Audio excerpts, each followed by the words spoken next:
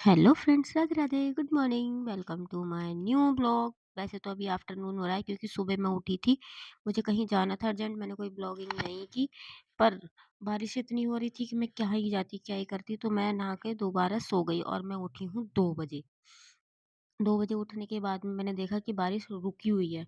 मतलब हल्की हल्की हो रही थी, एक एक दो दो बूंदें गिर रही थी हल्की हल्की, पर हो रही थी बारिश। मैंने कहा यार सामान तो मेरे को लेके आना है क्योंकि किचन का भी बहुत सारा सामान खत्म हो रहा था, जो कि मुझे लेके आना ही था। नहीं लेके आती तो फिर शाम को क्या खाती वो भी।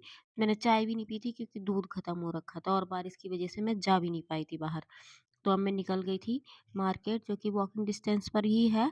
और पानी मतलब कीच-कीच मुझे बारिश में बिल्कुल पसंद नहीं है निकलना, लेकिन निकलना तो पड़ेगा ही, यहाँ कौन ला के देगा? घर पे तो भाई पे ऑर्डर चला दे, भाई ये चीज़ ला दे, वो ला देता था। मगर हाँ, उसके भी थोड़े से नखरे रहते थे, ₹10 लूँगा, ₹5 लूँगा, छोटा है ना तो वही। फिर मैंने देखा भाभी के पास बच्चे आ नहीं रखे हैं। मैंने कहा बच्चे तो स्कूल से मतलब घर पे ही गए होंगे सीधे। तो मैं भाभी को बोली मैं घर जा रही हूँ क्योंकि मुझे चाय पीनी थी और दूध मुझे दुकान पे भी नहीं मिला था। मैं यहाँ पहुँची, यहाँ पे ये दोनों इनके एग्ज़ाम हैं नेक्स्ट डे ही, पर ये दोनों टीवी देखने में लगे हुए थे। वो पड़ा था उधर और ये इधर देख रही थी। मैंने इसको बोला पढ़ ले, तो कह रहा मुझे सब आता है, मुझे सब आता है। फिर इधर मैं दिखा रही थी खुद को, मुझे नींद आ रही थी, पर मैं सोई नहीं दोबारा क्योंकि अभी तो मैं सो के उठ के आई हूँ।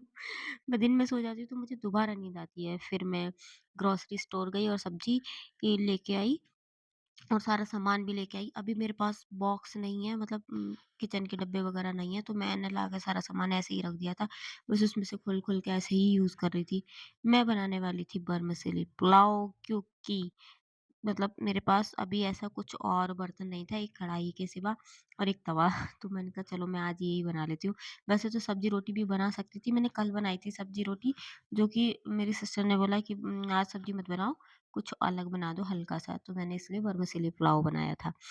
और इधर मैं दूध बॉयल करने के लिए, देखो मैं सुबह निकली थी और अब लेके आई हूँ। क्योंकि भाभी के घर पे मैंने चाय पी ली थी, तो फिर मैंने कहा चलो कोई नहीं, मैं बाद में। ये आधा गोभी का फूल है जो बिल्कुल ऑर्गेनिक है, क्योंकि ये भाभी के किसी ने ला के दिया था, रिलेटिव ने। और ये दूध जो है ये बिल्कुल अनऑर्गेनिक है।